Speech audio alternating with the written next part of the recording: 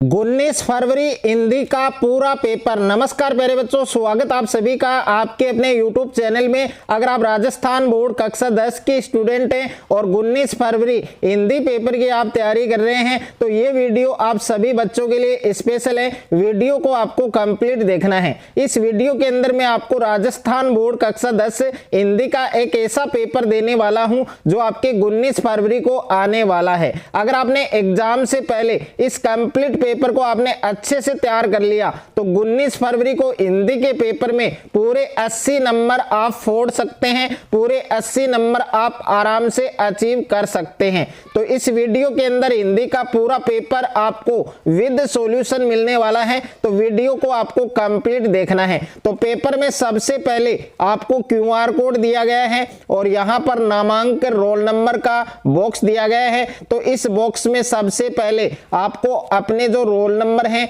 वो आपको फिल करने हैं और यहां पर क्वेश्चन बुकेट नंबर दे रखा है और हिंदी का क्वेश्चन बुकेट नंबर आप देख सकते हैं S3545670 और हिंदी पेपर का कोड आपको दे रखा है S01 और नंबर ऑफ क्वेश्चन आप देख सकते हैं। पेपर में कुल प्रश्नों की जो संख्या है वो आपके 20 है और number of printed page, paper में कुल 11 पेज हैं आपके और माध्यमिक परीक्षा 2026 का ये पेपर है, आपके हिंदी का पेपर है और जो आपके 19 फरवरी को होने वाला है। अगर आपने एग्जाम से पहले इस पूरे पेपर को आपने अच्छे से तैयार कर लिया, अच्छे से आपने याद कर लिया तो 19 फरवरी हिंदी के पेपर में पूरे 80 नंबर आप फोड़ सकते हैं। और जो टाइमिंग है, समय है, वो आपको 3 घंटे 15 मिनट दिया गया है। तो 3 घंटे 15 मिनट में हिंदी का ये पूरा पेपर आपको सॉल्व करना है और पूर्णांक आप देख सकते हैं 80 नंबर का ये पेपर आपके होने वाला है। पेपर को शुरू करने से पहले कुछ सामान्य निर्देश है, ये निर्देश आपको जरूर पढ़ने हैं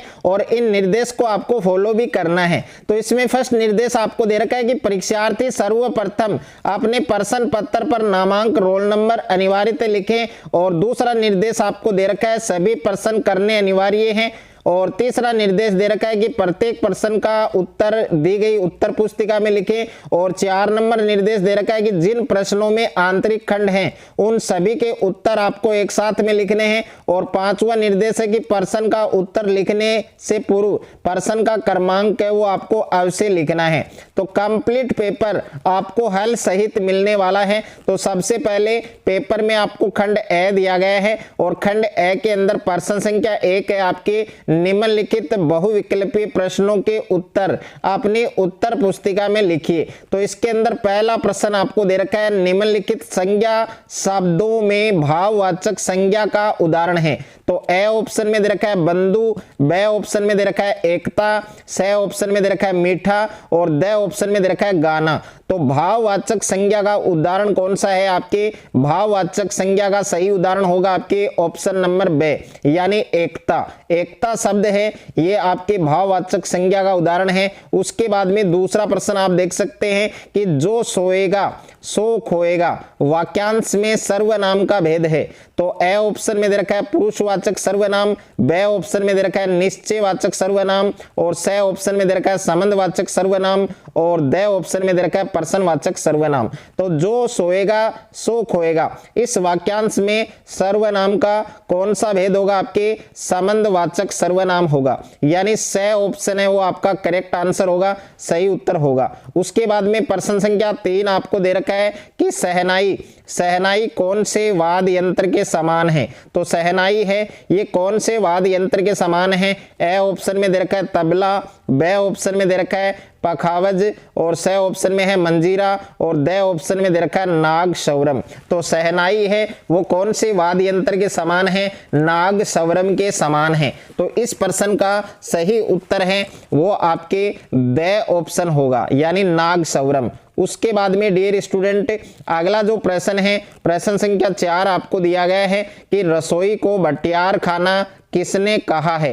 तो ए ऑप्शन में है मन्नू भंडारी की बहन सुशीला ने, बी ऑप्शन है शीला अग्रवाल ने, और सी ऑप्शन है मन्नू भंडारी के पिताश्री ने, और द ऑप्शन है डॉक्टर अंबालाल जी ने। तो रसोई को भटियार खाना है वो किसने कहा था? मन्नू भंडारी के जो पिताश्री हैं, मन्नू भंडारी के जो पिताजी हैं, उन्होंने कहा था। तो इस प्रश्न का सही उत्तर आपके ऑप्शन नंबर सी होगा। उसके बाद में प्रश्न संख्या 5 आपको दे रखा है कि मुख्य चौराहे पर लगवाई गई नेताजी सुभाष चंद्र बोस की प्रतिमा निम्न में से किससे निर्मित थी? तो ए ऑप्शन में दे रखा है कांसे से निर्मित, और बी ऑप्शन है संगमरमर से निर्मित, और सी ऑप्शन है लोहे से निर्मित, और द ऑप्शन है काले पत्थर से निर्मित। तो मुख्य चौराहे पर लगवाई गई नेताजी सुभाष चंद्र बोस की प्रतिमा है वो किससे निर्मित थी, किससे बनी हुई थी? तो इस प्रश्न का सही उत्तर काले पत्थर से निर्मित, यानी द ऑप्शन है वो आपका सही उत्तर होगा। उसके बाद में प्रश्न संख्या 6 आपको दे रखा है कि बाल गोविंद भगत के द्वारा बजाया जाने वाला वाद्य यंत्र था। तो ए ऑप्शन में है ताशा, बी ऑप्शन में है हारमोनियम, सी ऑप्शन में है बांसुरी, और द ऑप्शन में है खजड़ी। तो बाल गोविंद भगत के द्वारा बजाए जाने वाला वाद्य यंत्र कौन सा था? खजड़ी था। तो इस प्रश्न का सही उत्तर आपके ऑप्शन नंबर द होगा। उसके बाद में प्रश्न संख्या 7 आपको दे रखा है कि निम्नांकित में से नागार्जुन की काव्य कृति है। तो नागार्जुन की काव्य कृति कौन सी है? ए ऑप्शन में है कुकुरमुता, बी ऑप्शन में है मिलिट्री का बूढ़ा घोड़ा, सी ऑप्शन में है घर का रास्ता, और द ऑप्शन में है कानन कुसुम। तो इस प्रश्न का सही उत्तर होगा में मिलिट्री का बूढ़ा घोड़ा, यानी बी ऑप्शन है, बी विकल्प है वो आपका सही उत्तर होगा। प्रश्न संख्या 8 आपको दे रखा है कि शिव धनुष भंग खंडित होने से क्रोधित होने वाले ऋषि का नाम है।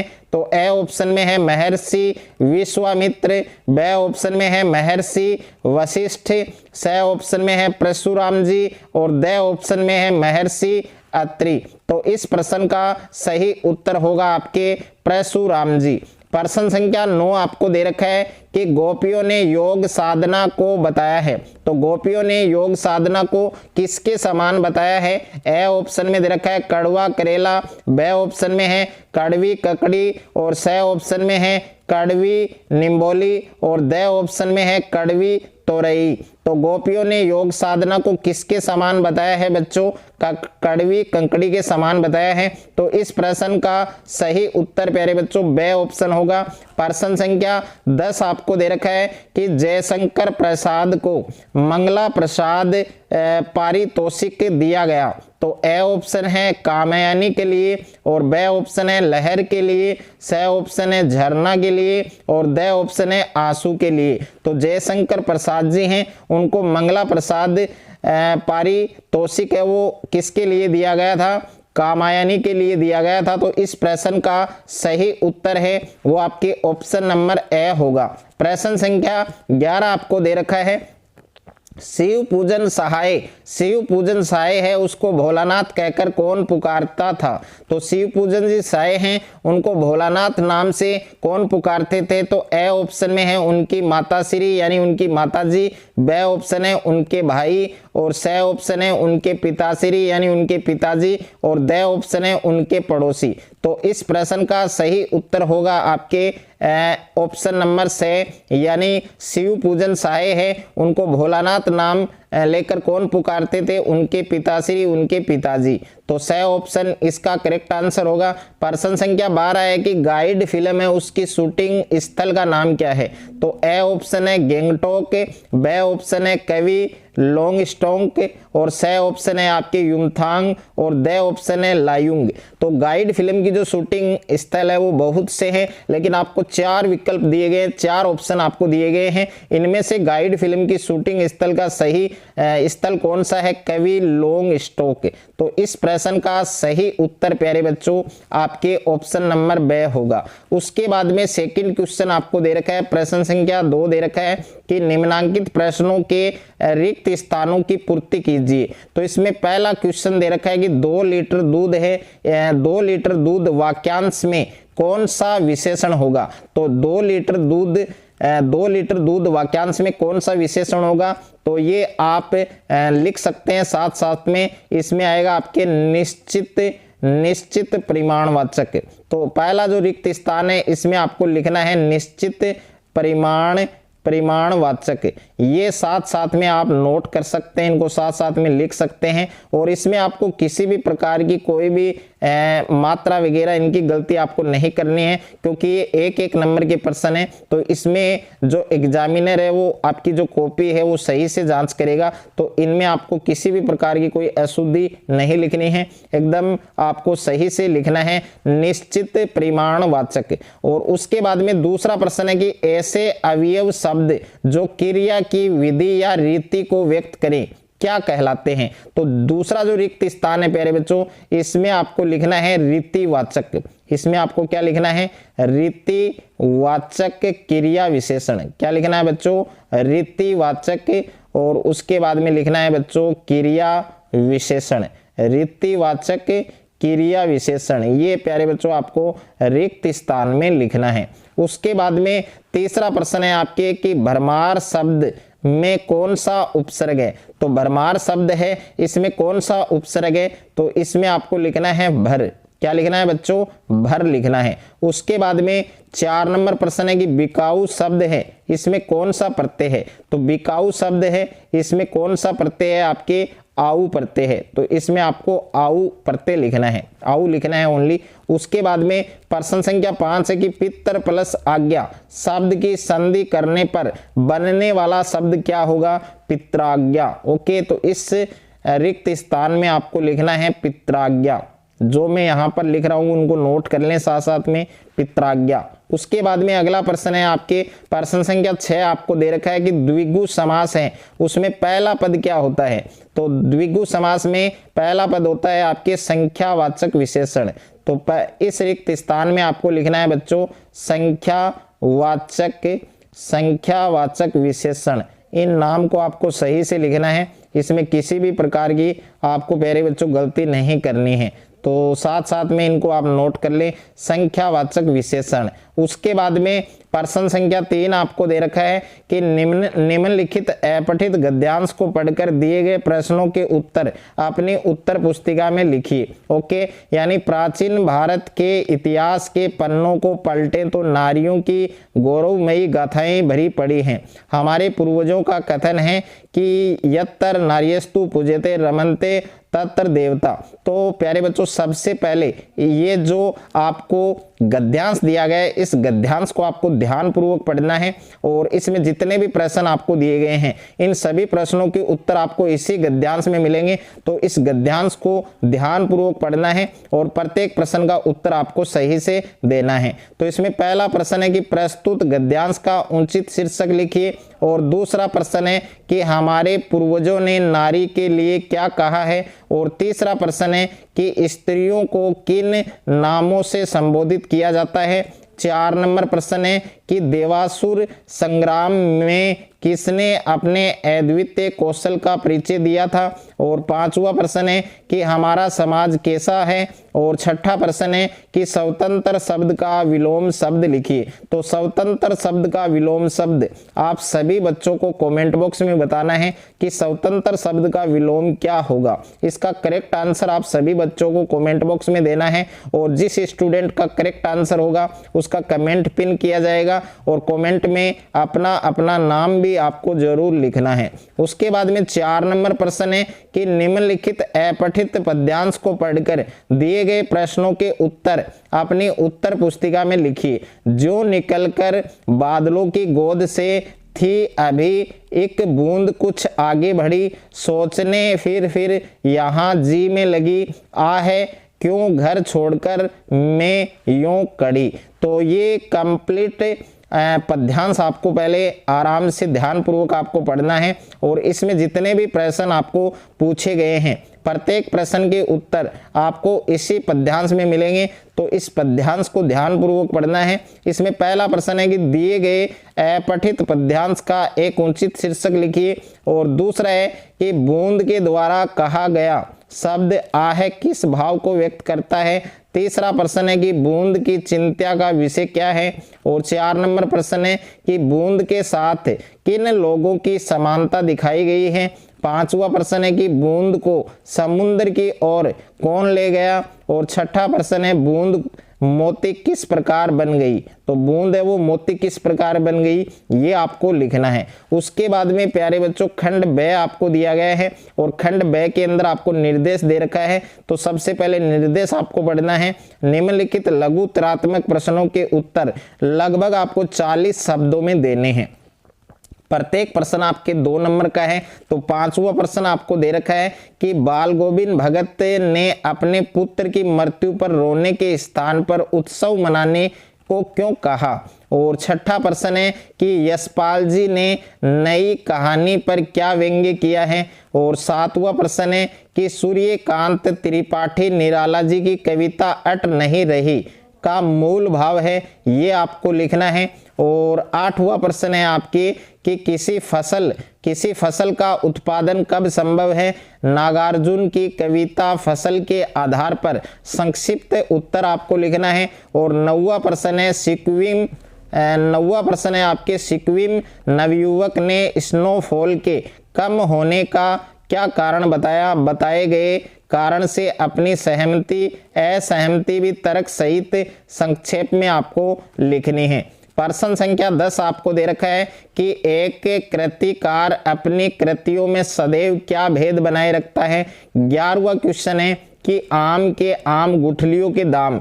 तो इस लोकोक्ति का अर्थ क्या होगा, इस लोकोक्ति का अर्थ आप सभी बच्चों को कमेंट बॉक्स में बताना है, और वाक्य में उचित प्रयोग भी आपको करना है। उसके बाद में खंड स आपको दे रखा है, और खंड स के अंदर प्रश्न संख्या 12 है आपके कि निम्नलिखित पठित गद्यांश को ध्यान पूर्वक पढ़कर पूछे गए प्रश्नों के उत्तर अपनी उत्तर पुस्तिका में लिखिए। तो ये आपको पठित गद्यांश दे रखा है, यानी आपकी बुक का चैप्टर का गद्यांश है। तो इस गद्यांश को पहले ध्यान पूर्वक आपको पढ़ना है, और इसमें जितने भी प्रश्न आपको पूछे गए हैं प्रत्येक प्रश्न के उत्तर आपको इसी गद्यांश में मिलेंगे। तो सबसे पहले गद्यांश को आप ध्यान पूर्वक पढ़ें और सभी प्रश्नों के उत्तर आपको देने हैं। तो इसमें फर्स्ट प्रश्न आपको दे रखा है कि वे कौन कौन से 2 भाव हैं जिन्हें मानव संस्कृति के माता पिता नहीं माना जा सकता है। और दूसरा प्रश्न आपको पूछा गया है कि रूस का भाग्य विधाता किसे कहा गया है।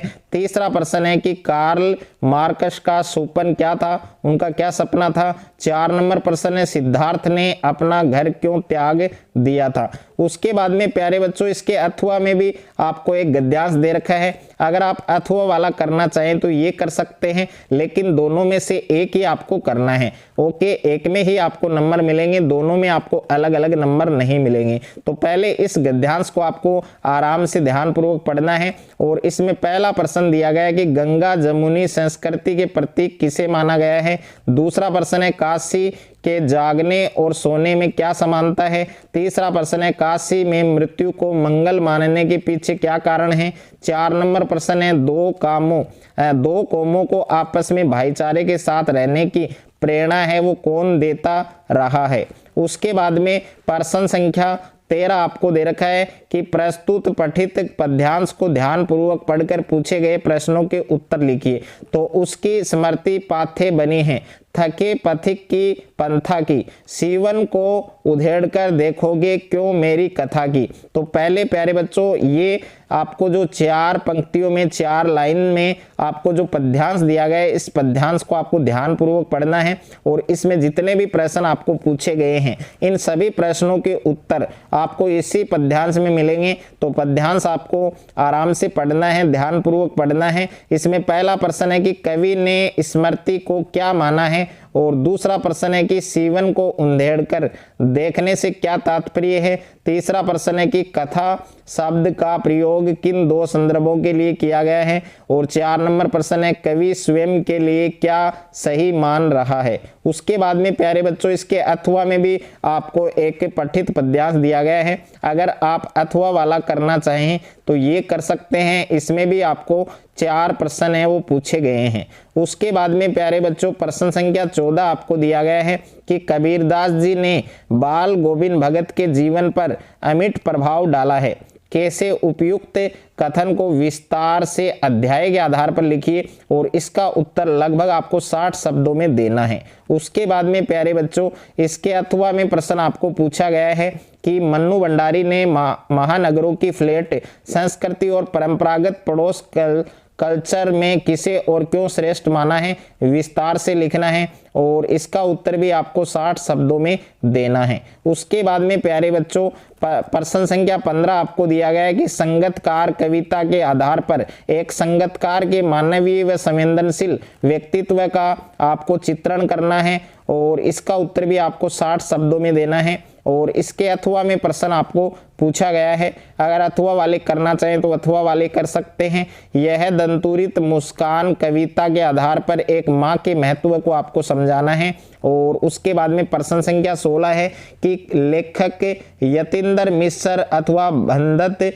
आनंद कौशल्यान दोनों में से किसी एक के व्यक्तित्व अथवा कर्तृत्व के बारे में संक्षेप में लिखिए। और दूसरा है कि कवि सूर्यकांत त्रिपाठी निराला अथवा मंगलेश डबराल दोनों में से किसी एक के व्यक्तित्व अथवा कर्तृत्व के बारे में आपको संक्षेप में लिखना है और इसका उत्तर भी आपको लगभग 40 शब्दों में देना है। उसके बाद में खंड द आपको दे रखा है और खंड द के अंदर प्रश्न संख्या 17 है कि बच्चों के लिए पीड़ा के समय माँ के आंचल से बढ़कर अन्य कोई सुरक्षित स्थान नहीं होता है। उपयुक्त कथन को माता का अंचल अध्याय के आधार पर स्पष्ट कीजिए और इसका उत्तर भी आपको लगभग 80 शब्दों में देना है। उसके बाद में इसके अथवा में प्रश्न आपको पूछा गया है कि we give our today for your tomorrow और फौजी छावनी पर लिखे गए उपयुक्त वाक्य को पढ़कर लेखिका मधु कांकरिया का मन क्यों उदास हो गया, साना साना हाथ जोड़ी पाठ के आधार पर आपको स्पष्ट करना है और इसका उत्तर आपको 80 शब्दों में देना है। उसके बाद में प्रश्न संख्या 18 आपको दिया गया है कि निम्नलिखित विषयों में से किसी एक विषय पर दिए हुए बिंदुओं की सहायता से लगभग 300 शब्दों में आपको एक निबंध है वो लिखना है। तो इसमें पहला दे रखा है समय का महत्व और जिसमें पॉइंट है आपकी प्रस्तावना, समय नियोजन से ही सफलता और तीसरा है समय धन से महत्वपूर्ण है और 4 नंबर है विद्यार्थियों के लिए इसका महत्व है, 5 नंबर है उपसहार। तो इन पॉइंट के अकॉर्डिंग ही आपको निबंध लिखना है। दूसरा निबंध आपको दिया गया है आंखों देखी दुर्घटना। आंखों देखी दुर्घटना ये निबंध भी आप लिख सकते हैं। जिस विषय पर आप अच्छे से निबंध लिख सकते हैं उस पर आपको निबंध है वो लिखना है। उसके बाद में तीसरा जो निबंध है वो है बढ़ती तकनीक सुविधा या समस्या। 4 नंबर निबंध है शिक्षा और रोजगार। उसके बाद में डियर स्टूडेंट प्रश्न संख्या 19 आपको दे रखा है। प्रश्न संख्या 19 आपको दे रखा है। प्रश्न संख्या 19 है आपके कि स्वयं को राजकीय उच्च माध्यमिक विद्यालय पानीपत का छात्र प्रेस कुमार कक्षा 10 मानते हुए खेलो इंडिया योजना के अंतर्गत होने वाली जिला स्तरीय खेल प्रतियोगिता में भाग लेने की अनुमति हेतु अपने प्रधानाचार्य को एक प्रार्थना पत्र लिखिए और इसके अथवा में प्रश्न है स्वयं को हरिद्वार निवासी अरविंद कुमार मानते हुए अपने मित्र राकेश कुमार शिमला निवासी को अपनी बहन के विवाह में आमंत्रित करते हुए आपको एक पत्र लिखना है। प्रश्न संख्या 20 है आपके। प्रश्न संख्या 20 आपको दे रखा है निम्नलिखित अवतरण का संक्षिप्तीकरण कीजिए। पृथ्वी माता है, मैं उसका पुत्र हूँ, यही स्वराज्य की भावना है। जब प्रत्येक व्यक्ति जिस पृथ्वी पर उसका जन्म हुआ है उसे अपनी मातृभूमि समझने लगता है तो उसका मन मातृभूमि से जुड़ जाता है। तो प्यारे बच्चों ये कंप्लीट आपको पढ़ना है और इसका इस अवतरण का आपको संक्षिप्तीकरण है वो करना है। और इसके अथवा में आपके पलवन है, पलवन दे रखा है। निम्नलिखित पंक्ति का पलवन आपको करना है कि मन के हारे हार है और मन के जीते जीत है। तो इस पंक्ति का इस लाइन का आपको पलवन करना है। तो अथवा में भी आपको दे रखा है तो दोनों में से एक क्वेश्चन आपको करना है। या तो आपको अवतरण का संक्षिप्तीकरण करना है या फिर आप पलवन है वो कर सकते हैं। अगर प्यारे बच्चों आपने ये कंप्लीट पेपर हिंदी का आपने अच्छे से तैयार कर लिया तो पूरे 80 नंबर हैं वो आप फोड़ सकते हैं।